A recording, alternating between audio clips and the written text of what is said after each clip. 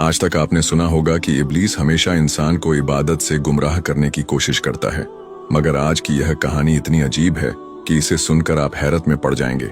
एक शख्स अंधेरी रात में नमाज अदा करने के लिए अपने घर से निकला। रास्ता बहुत अंधेरा था और चलते हुए उसे ठोकर लग गई।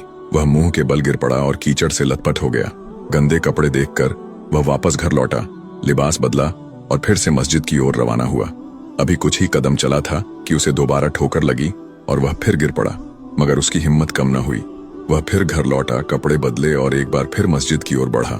इस बार जब वह घर से बाहर निकला तो दरवाजे पर एक अजनबी खड़ा था, जिसके हाथ में एक चमकता हुआ चिराग था। अजनबी चुपचाप उसके आगे आगे मस्जिद की तरफ चल पड़ा।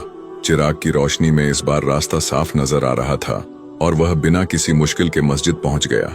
मस्जिद के दरवाजे पर वह अजनबी ठहर गया और नमाजी अंदर चला गया। नमाज अदा करने के बाद जब वह बाहर निकला तो देखा कि वह अजनबी अभी भी खड़ा था, मानो उसे घर छोड़ने आया हो। नमाजी को अजनबी पर शक हुआ और उसने उससे पूछा, आप कौन हैं? अजनबी ने जवाब दिया, मैं इब्लीस हूँ। यह सुनकर नमाजी हैरान रह गया और बोला, शैतान मुझे मस्जिद तक कैसे छोड़ने आया? तेरा काम तो लोगों को गुमराह करना है।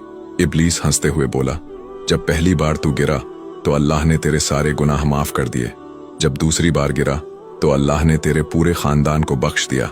मुझे डर था कि अगर तू तीसरी बार गिरा तो अल्लाह पूरे गांव को बख्श देगा, इसलिए मैं चिराग लेकर आया ताकि तू बिना गिरे मस्जिद पहुंच जाए। यह सुनकर नमाजी की आंखों में आंसू आ गए। उसने सजदे में गिरकर अल्लाह का शुक्र अदा किया कि उसकी मेहनत और नियत को अल्लाह ने कबूल कर लिया।